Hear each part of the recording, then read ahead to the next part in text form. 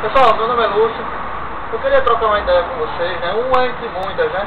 Essa ideia ela contribui para o seu bem, né? E nesse momento em especial eu queria falar para os políticos, mas que todos vocês prestem atenção. Vejam só, deputados, senadores, mudem as leis, nós estamos morrendo. Eu sei que para vocês nós não temos muito valor, mas o amor que vocês sentem pelos seus filhos, nós sentimos pelos nossos. Imaginem suas filhas sendo mortas, estupradas, esquartejadas. Seria triste, não é não? Mas é o que está acontecendo com as nossas. Nossos filhos estão morrendo. Diariamente, muitas mães choram as mortes dos seus filhos.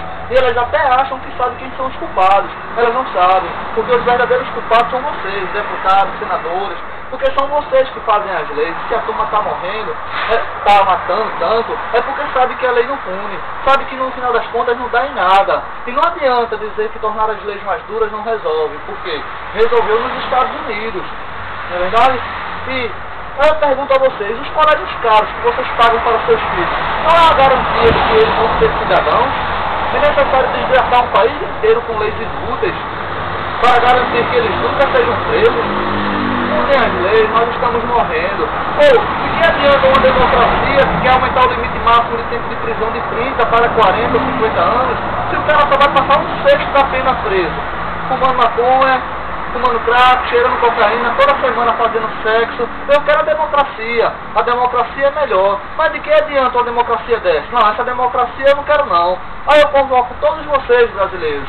Vocês que estão aí lutando para dar do melhor ao seu filho. Mas de que adianta você construir um castelo para o seu filho e depois ver ele ser assassinado? De que adianta você dar do bom e do melhor à sua esposa, à sua família, e depois lhe vir o mal e acabar com sua família, matar um filho seu, sua esposa, coisa do tipo? Por quê?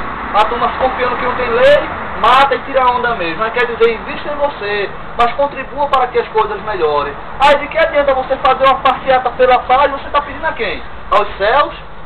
Você tem que mirar em alguém, tem que dar nome aos bois.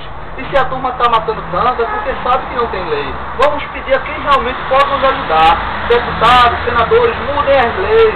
Não matem nossos filhos, não estuprem nossas filhas. Tenham pena de nós estamos morrendo. Valeu, pessoal. Meu nome é Lúcio. Até um outro dia.